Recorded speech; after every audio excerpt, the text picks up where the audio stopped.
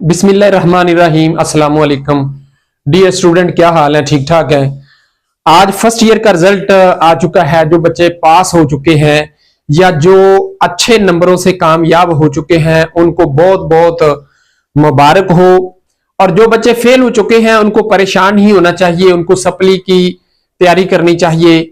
और ये बात काबिल गौर है कि इस वीडियो में मैं आपको 3 बड़ी अहम बातें बताऊंगा, इसलिए वीडियो को स्किप नहीं करना, पूरा देखना है। चैनल को सब्सक्राइब भी कर लें ताकि आपको मुकम्मल रहनुमाई मिल सके।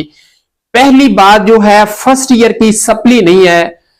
फर्स्ट ईयर में अगर 1 या 2 सब्जेक्ट में या मज़ामीन में आपकी सप्ली आ चुकी है तो आपने सेकंड ईयर के साथ सप्ली का इम्तिहान देना है।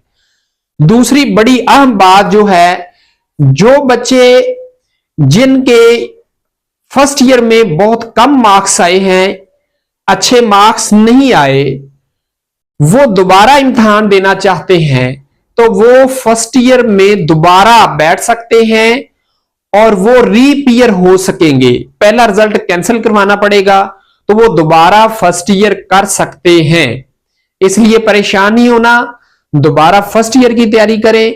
और तीसरी बड़ी अहम बात जो है, जो बच्चे कुछ सब्जेक्ट को, कुछ मज़ामीन को इंप्रूव करना चाहते हैं वो सेकंड ईयर का पहले इम्तिहान पास करें।